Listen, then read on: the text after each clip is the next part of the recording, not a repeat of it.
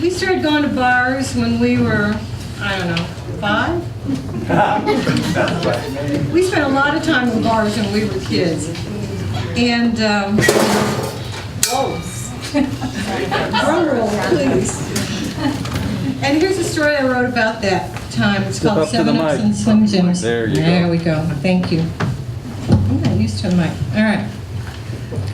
Because they were readily available in bars across the country, 7-Ups and Slim Jims were the mainstay of our childhood diet. When Mama and Joe rolled up at some roadside tavern for a long night of drinking, the three of us kids would make a night of it as well. We knew this was going to take some time, so we'd hunker down and make the best of it until we got so tired, keeled over in a red plastic booth, smelled like somebody's butt. Old men would give me and my sister quarters to play the jukebox. Robert Mitchum's Thunder Road was our favorite tune. It was a song about a son who runs illegal liquor for his dad and dies in a car wreck trying to outrun the cops.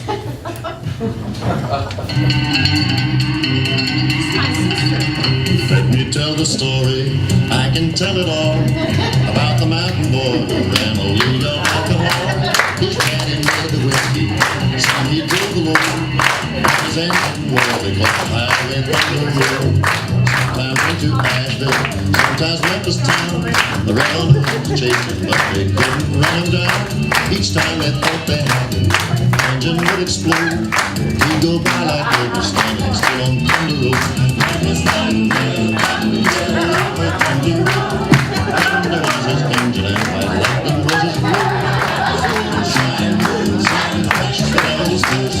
The law they swore they'd get him, but the devil got him first. On the 1st of April, 1954, the better man.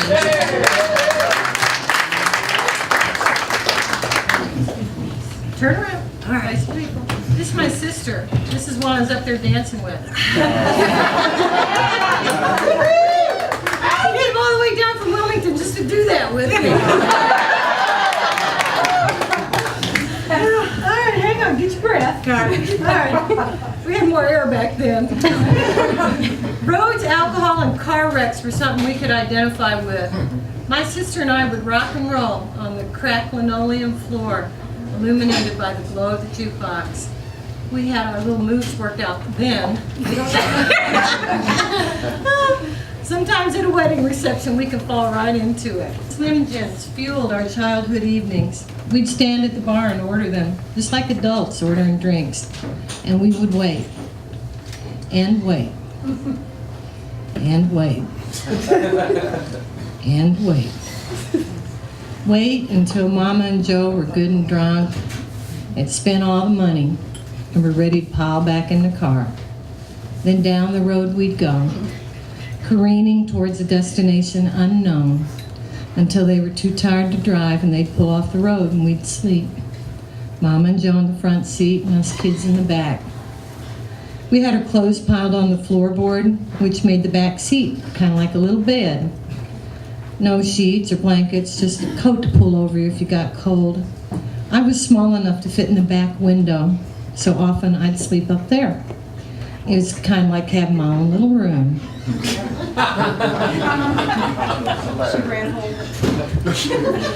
You didn't fit up there. Many a night I would awaken, though, because of the cold. My hips would ache miserably from the dampness that had descended and was laying in a pattern on the glass just above my face, and I'd crawl down to join my brother and sister for warmth. To this day, if I get cold at night, I awaken with my hips aching, and a flood of memories washes over me. Mama, Joe in the front seat, the world filled with pink mist, not knowing where we are, beauty and softness mixed with despair.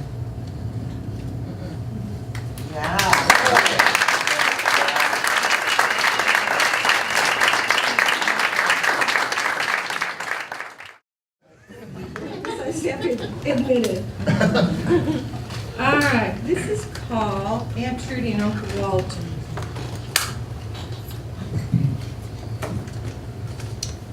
Growing up, Aunt Trudy was the person I loved the most. And Uncle Walter was the person I hated the most. Given that they came together, you didn't get one without the other, which made it kind of tricky. Aunt Trudy was a living saint with a checkered past. Her first husband had been a tattoo artist, and they had traveled with a carnival in the 30s. Whenever they'd get in a fight to make up, she'd have to let him put a tattoo on her. Well, I reckon they had a lot of fights because Aunt Trudy was covered in tattoos. Which was ironic considering my Uncle Walter, her second husband, was a Southern Baptist preacher. At a church picnic in the middle of an Oklahoma July, Aunt Trudy would be wearing a long skirt and a long sleeve blouse because she wanted to hide the swallows that flew up her legs and the butterflies that fluttered up her arms. But she couldn't hide the stars emblazoned on her knuckles. I thought her tattoos were the most exotic thing I'd ever seen, and if I asked her to show them to me, even though she was a preacher's wife, she would. Lord knows what other tattoos she had on under those clothes. We never saw Aunt Trudy in a bathing suit. When we were swimming in the river, there she'd sit, fully clothed on a blanket under a tree visiting with Mama. Aunt Trudy loved us kids, and she really knew how to show it. She bought us Jesus coloring books and jacks that she stored in a little cloth bag she'd made herself. She had a pink flamingo mirror in her bathroom and an elf cookie jar on top of the refrigerator that was always loaded with cookies. She never had kids, always wanted them, and Mama was rather conflicted at times about whether she wanted us or not.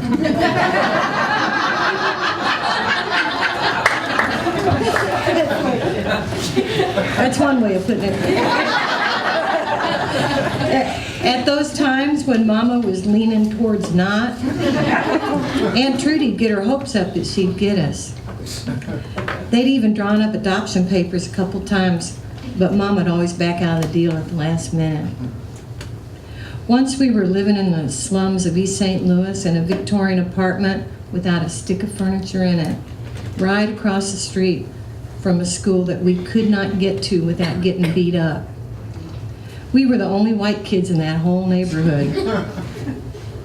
Mama had a teenage greaser boyfriend named Johnny who wore his shiny black hair and a DA and always dressed in black from head to toe. I reckon Mama was at least 20 years older than that kid. They say with a younger man, you can raise him the way you want him.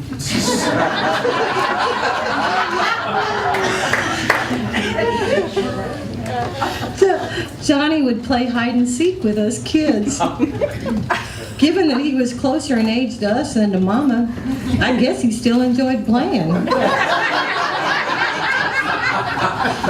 Or maybe he was just being nice to us, because that's a way to endear yourself to a woman who's got kids.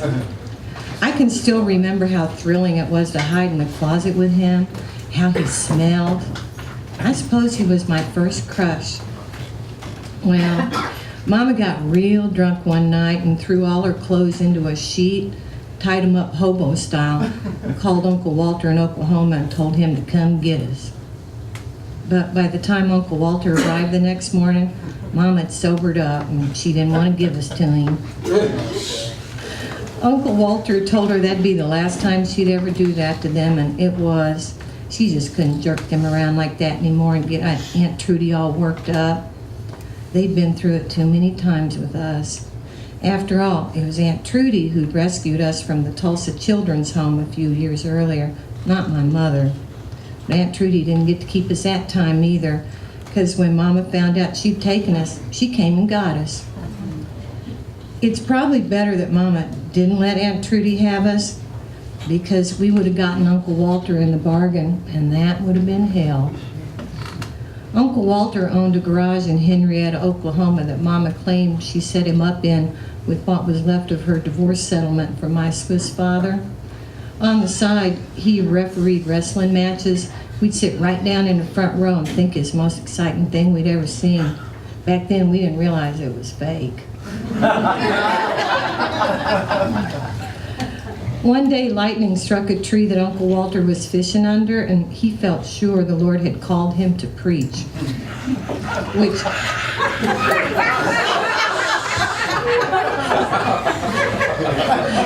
Which in the South is all it takes to be qualified.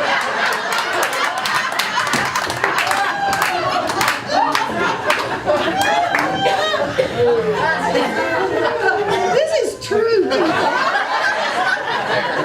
Every word of this is true. I didn't even change the names. He quit refereeing wrestling and became a Southern Baptist preacher. He was of the pulpit pounding fire and brimstone variety. Just like the wrestling matches, we sat right down front for that.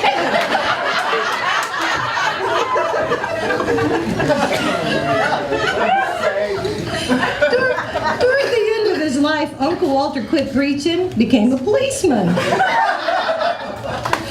which was his eventual undoing. He was killed spectacularly in a line of duty in a roadblock that they had set up to stop some armed felon.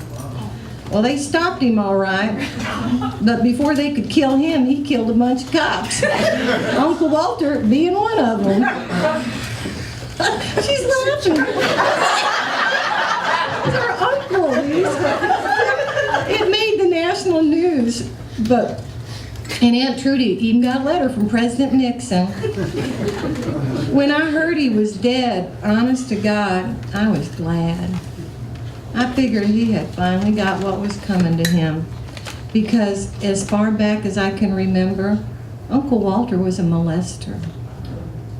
He was the master of the public sliming. If we were swimming and he invited me to jump off his shoulders while he was helping me get up there, he'd stick his finger up inside me while Mom and Aunt Trudy talked on the blanket under the tree. You'd think I would have yelled, but I was too ashamed and paralyzed with fear. We'd act like nothing had happened. On Sunday mornings, on our way out the church door, Uncle Walter would stick his tongue in my mouth as I gave him the obligatory goodbye kiss. Again, I froze in fear and shame. All this occurred amidst a chorus of, "Thank you for the fine sermon, Brother Hembry." I was pleased when I heard he had been gunned down. And to this day, I have a real problem with authority figures. It's pitiful to admit, but I was sure glad he was dead. Years later, when I finally told Mama what he'd done, he was her brother after all, she told me that she should have known he'd, quote, try something like that, because he'd, quote, tried that with her too. It was hard to understand why, knowing what she knew about him, that she had so often sent us over there to stay with them. Didn't she know she was placing us in harm's way? But maybe it was Aunt Trudy's begging for us, combined with Mama's feeling burdened by us, combined with the denial of what had happened to her, that kept that crazy pattern in place for so long. I sure hope it died with him. As for Aunt Trudy, she lived on long after Uncle Walter was gone. She tried to have her tattoos removed, but it didn't work. Just kind of broke up the stars into bits, but they were still there, little blue blobs on her knuckles. She remained the calm, peaceful person she'd always been. One Christmas, I was visiting my sister Niecy when Aunt Trudy's annual card arrived. As a special treat to me, Niecy said I could open it. We stood there in the yard as I tore into the envelope to find not a card, but Aunt Trudy's obituary, which had been sent to us by a distant relative. Niecy cried, but I smiled at Aunt Trudy's timing, letting us get the news when we were together, so I could comfort my sister, who'd always been pretty high-strung.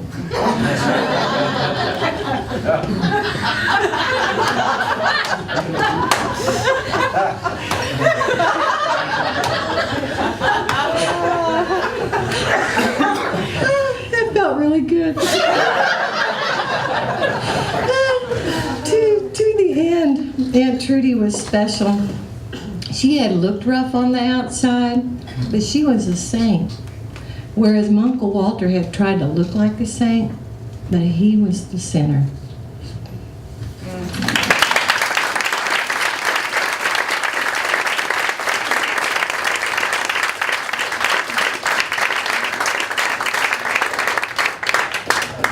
I think it's important to tell heart stories like this. You know, I spent my whole life hoping that nobody'd ever find this out. And there's so much freedom in just telling it. And, you know, this sort of thing happens to so many people, men and women. So I just thank you for letting me share that.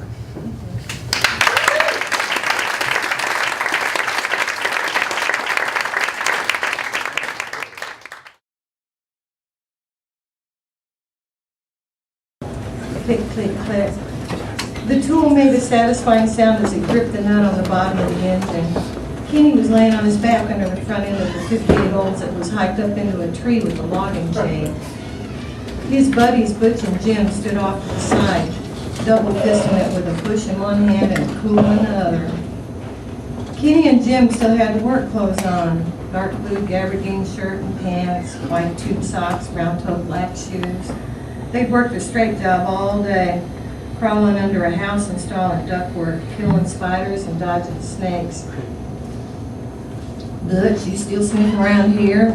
Asked Jim, thinking maybe Benita's going to pop over to borrow a cup of sugar.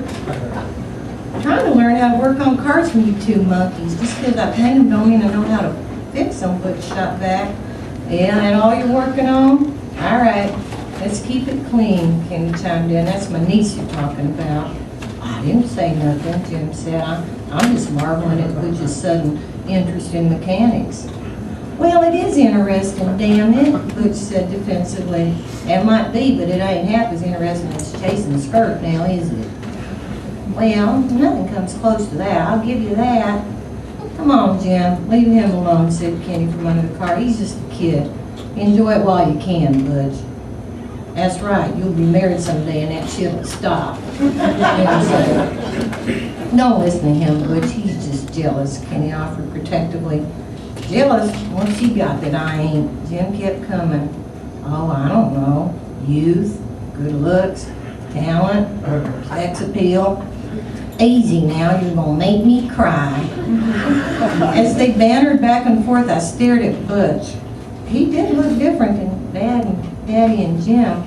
Mommy said he was easy on the eyes. He was leaner and sported a white t-shirt, jeans, and engineer boots.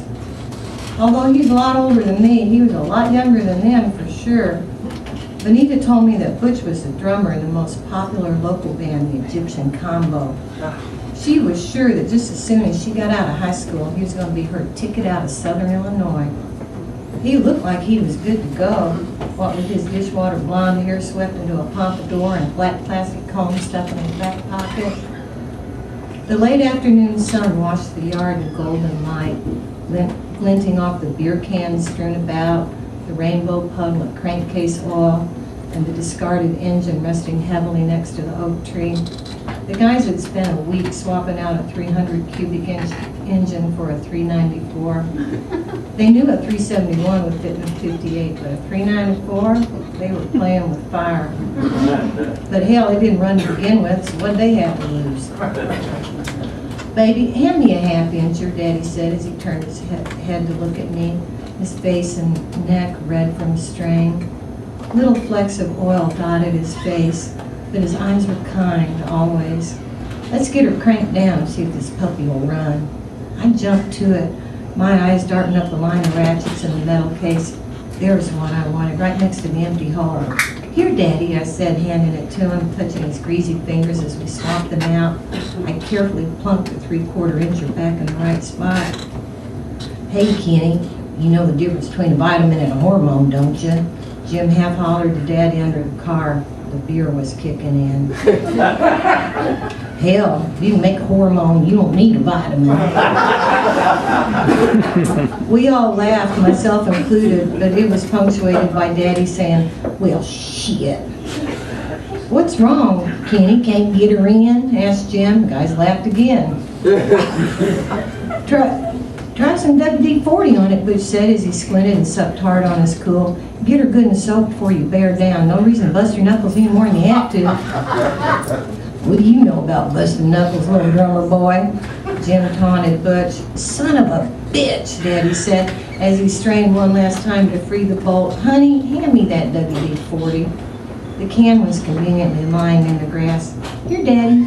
I handed him the can and sat down cross-legged in the grass next to the car. The car tickled my skinny legs, but I wanted to be half under there with Daddy to see what he was doing.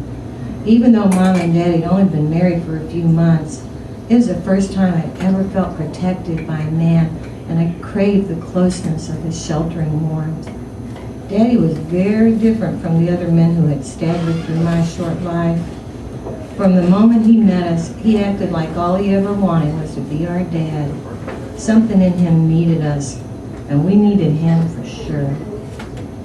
I peered under the car.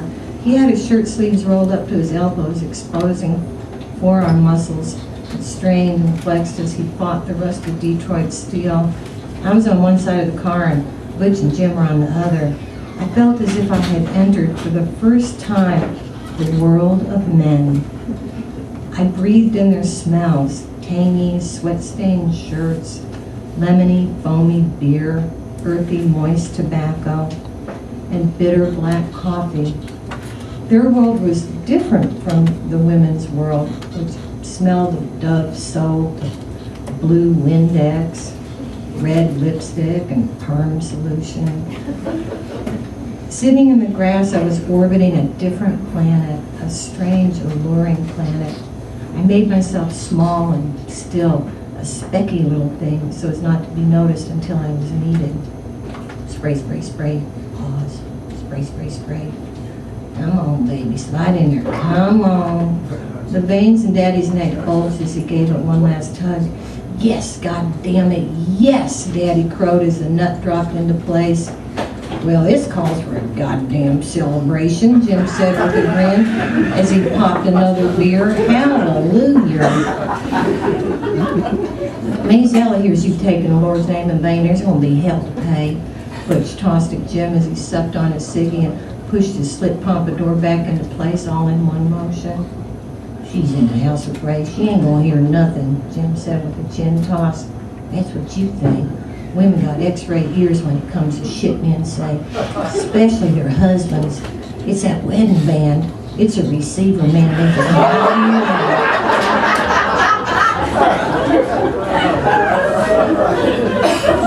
Well, when you marry Benita, you better keep a sleeping bag in a doghouse, because with that mouth of yours, that's where you're going to be most nights. "Well, ain't that the pot calling the goddamn kettle black?" "Will you two shut up?" Kenny chimed in from under the car. "I got enough problems without having to listen to you two lovebirds fight." "Honey, go in the house and make us some bologna sandwiches, would you? Maybe you two can do something with those mouths besides talk shit." "Well, hell yeah. We can eat, drink, smoke, and talk shit." "That pretty much covers it, don't it?" Butch said with a laugh.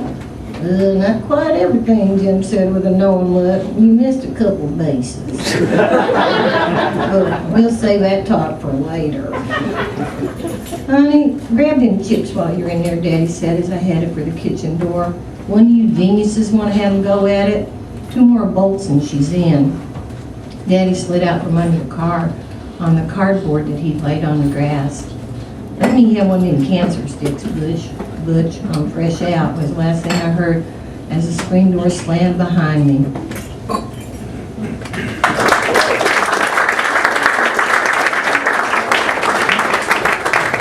Mama and Maisella were sitting in the kitchen at the red Formica table, nursing flat cups of coffee, deep in conversations. A starburst light, inspired by the atomic bomb, burned dimly over their heads. They barely looked up at me as I walked in. Being 10 years old gave me entree to new worlds. "Mama, Daddy wants some bologna sandwiches." Oh, okay, honey. Get whatever you want. Maisella, you want a sandwich? Troy's making one. Well, I wouldn't turn one down. "Mama, you want one?" Oh, don't mind if I do. Shorty's a good cook. Her Chungking Chinese food is great. What's those little crunchy noodle things on top of everything? I grabbed the bologna and mayonnaise out of the fridge, opened the bunny bread wrapper, and laid out 12 slices on the counter. As I spread thick mayonnaise on each slice, Mama spoke in low tones in the background. I just felt this awful pain when I was going to the toilet. And I looked in the stool, and there she was. Oh, Ray, you're kidding. No, it was Kimberly. She was just 3 months old. She was just a bloody little clot. Oh my God, what'd you do? I didn't know what to do, so I just flushed her down. Jesus, Ray. Well, I figured it was the same as burying her. Well, I guess that's one way of looking at it. Well, what'd you tell Kenny? I told him we lost Kimberly. What else could I tell him? You sure it wasn't just a bad period? I carefully centered a single slice of bologna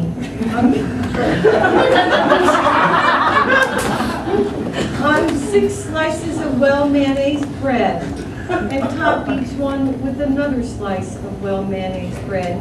You can't get too much mayo on a bologna sandwich. No, I'm sure. You can tell when you're PG. And I hadn't had a period in a couple of months. Kenny was so upset. He cried. We had just got married and I know we wanted to have kids. Well, you can always try again. What? Mama was pregnant when she married Daddy? Daddy cried? I struggled to wrap my mind around what I was hearing as I stacked 4 sandwiches on a plate and grabbed the chips out of the cabinet. Trying to act normal, I put Mama and Maisel the sandwiches on 2 saucers and brought them to the table as Mama continued with her drama. Oh, I don't know if I've got it in me. Denise and Kurt and Elaine already so big. I might just stick to raising miniature Dachshunds. You can get $100 a puppy. They were on the... My sister's laughing because this is true. She's cracking up. I'll wait till she regains her composure before I continue. They were on to the next topic, and I was out the door, relieved to be back into the late afternoon light and into the man world, where a different kind of energy bounced, not so frenetic, not so loopy, not so random. Men's energy was more of a deeper, low rumble. All 3 men were standing next to the car in a huddle, heads bowed as I approached with a plate of sandwiches. Here you go, I said, extending the plate to Daddy. The boy is hungry, Daddy asked, indicating that I should offer the plate to his friends first. Do a lip lock on this. Jim grabbed the sandwich, then Butch, and last of all Daddy, leaving the one on the plate for me. I set the plate on the car and opened up the bag of chips. Would you like some chips? I asked Jim. Sure, Jim said, sticking his hand in the bag and coming up with a fistful. Kenny, you got any more beer? There's one more 6-pack in there. Honey, I can get us 3 beers and I'll hold them chips. Okay, Daddy. Mama and Maisel were sitting at the exact same spot, kitchen table. Pulled the chrome handle on the fridge door as the light popped on inside. Shorty, grab them pickles out there, would you? I declared Kimberly as a dependent on our tax returns this year.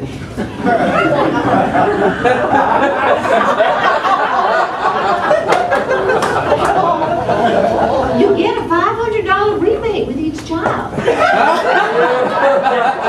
Couldn't you get in trouble for doing that? Oh, they don't check.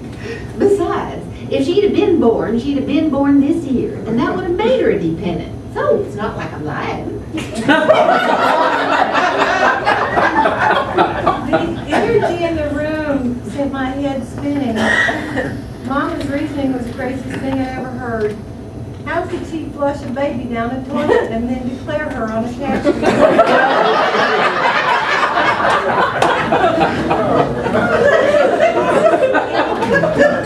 In my mind's eye, I saw a little tiny baby the size of a ping pong ball, swirling counterclockwise on the stool before it swooshed out of sight.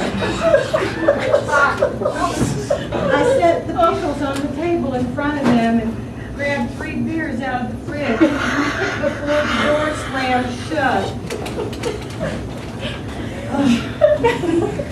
Jim was under the car, knocking the last engine bolts into place when I got back outside. They slid in easily, what with Daddy having lined them up before. See, Kenny, that's how you gotta do it. It just takes pros touch. He taunted Daddy in a good-natured way. Yeah, you're a pro, all right, professional butthole. Daddy tossed back, but relief and satisfaction shone on his face. 10 days of hammer in hell was now complete. Let's get her down out of that tree and see if she'll fire up. Moment of truth, boys. Link by link, they unwound the chain and inched the front end of the car back to the ground. It was a whole lot easier getting that car out of the tree than it had been getting it in it. Let's get some gas in her, Daddy said. I got a good feeling about this. I looked around for the metal gas can, but Butch already had it and was unscrewing the cap as he balanced the can on his knee. He pulled out the hose that hung into the can and tightened it into place, and he began to carefully pour gas into the tank. Daddy slid behind the steering wheel and began pumping the gas pedal furiously with his right foot. As Butch poured and Daddy pumped, I stood there next to Jen, and I felt every cell in my body go on alert. Would it start? I bit my lip and waited. That's all she wrote, Butch hollered to Daddy, keep pumping. Daddy must have pumped that pedal 50 times before he turned to us and said, okay, cross your fingers. I crossed mine on both hands, but I noticed nobody else did. Daddy took a big breath and looked straight ahead as he turned the key in the ignition. The engine turned over, but it didn't catch up. Daddy gave it 3 more quick pumps. Well, a junkyard starter's good, Jim murmured to Butch as we stood there at attention. Pump, pump, pump. Pump, pump, pump. Then a miracle happened.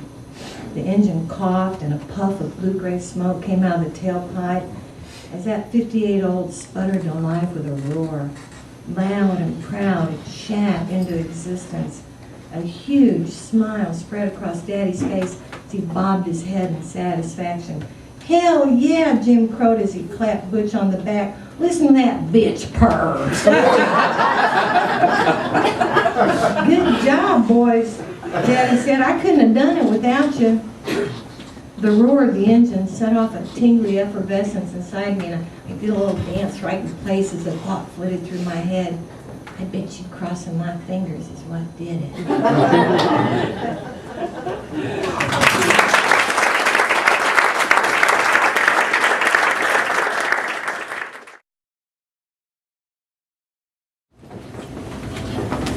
About 30 years ago, when I was dating,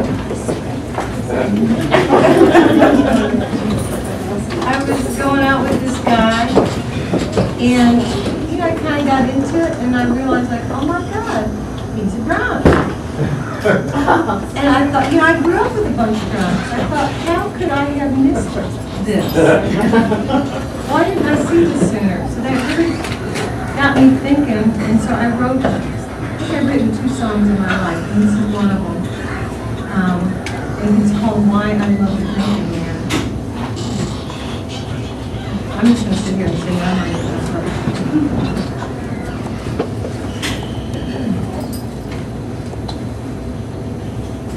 The drinking man will need you to somehow show he cares. He'll wrap his sorrow around you and pull you very near. He'll whisper, dear, I love you. You'll always be my friend. But someday you'll leave him if the drinking doesn't end. If the drinking doesn't end, it'll put an end to us. I can't live with the bottle and everything it does. Your life is a disaster, and you wonder why I fuss. But if the drinking doesn't end, it'll put an end to us. I've always loved a drinking man, my father and my brother. And when it comes to choosing men, I'll pick one as a lover. There's something sweet and tender, like a little baby sparrow, that's written on the drinking man, 'cause it drowns the sorrow. But if the drinking doesn't end, it'll put an end to us. I can't live with the bottle and everything it does. Your life is a disaster, and you wonder why I fuss. But if the drinking doesn't end, it'll put an end to us. They say that it's a sickness to love a drinking man. They say you can't help him, he'll only drag you down. But nice guys are boring, I like having you around. Yes, you can spend the night, dear, but you gotta understand that if the drinking doesn't end, it'll put an end to us. I can't live with the bottle and everything it does. Your life is a disaster, and you wonder why I fuss. But if the drinking does